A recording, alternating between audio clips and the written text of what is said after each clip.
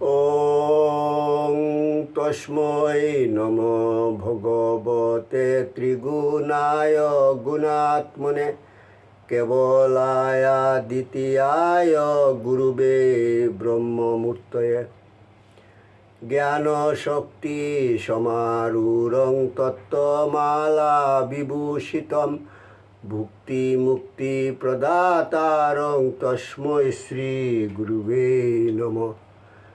মুকং করোতি বাচালং ফঙ্গুং লঙ্ঘয়তে গিরিম যৎকৃপা তমহং বন্দে পরমানন্দ মাধবম। জয় গুরু, জয় গুরু, জয় গুরু। আসামবঙ্গীয় সারস্বত মঠ প্রতিষ্ঠাতা সদ্গুরু শ্রী শ্রী 108 স্বামী নিগমানন্দ সরস্বতী পরমহংস দেবের অন্যতম শিষ্য শ্রীমৎ স্বামী শিবানন্দ সরস্বতী প্রণীত বৈদিক ধারা অনুযায়ী নূতন ভাষ্য এবং শাঙ্কর ভাষ্য, রামানুজ ভাষ্য ও মাধ্য ভাষ্য সহ ঈশ উপনিষদ গ্রন্থ থেকে পাঠ। ঠাকুর, তোমার শ্রী গ্রন্থ পাঠ তোমার শ্রীচরণেই সমর্পণ করিলাম। নত্তা নিগমানন্দস্য গুরু শ্রীপাদ পঙ্কজম তনুমি তৎকথামৃতম তপ্ত জীবন শীতলম। জয় গুরু, জয় গুরু, জয় গুরু। পূর্ব পাঠের পর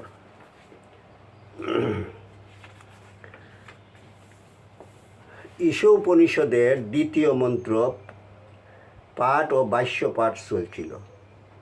দ্বিতীয় মন্ত্রটি কুর্বন্নে বেহ কর্মাণি জিজি বিশেত শতং সমা এবং তয়ি নান্যতে তোহস্তি ন কর্ম লিপ্যতে নরে। অর্থাৎ কর্তব্য কর্ম সম্পাদন করিয়া ইহলোকে 100 বৎসর জীবিত থাকিবে। নর অর্থাৎ বীর সাধকের কর্ম কখনো সংসার বন্ধনের কারণ হয় না। এই মন্ত্রে এবং তয়ি নান্যত হস্তি ভাষ্য এইরকম, ইয়া ছাড়া তোমার আর অন্য পথ নাই। এই ভূলোক কর্মভূমি, এই ভূলোক আত্মশুদ্ধির সাধনা ক্ষেত্র। মানব মনই এই সাধনার যোগ্য আধার। মনুষ্য জগতের নিম্নে আছে পশু জগৎ। এই পশু জগৎ অবিদ্যা শক্তি দ্বারাই নিয়ন্ত্রিত। এই জন্যই পশুরা স্বভাবের বশে চলে। আত্মশুদ্ধির সাধনায় তাহারা যোগ্য আধার নয়। দেবলোক বিদ্যা শক্তির দ্বারা নিয়ন্ত্রিত।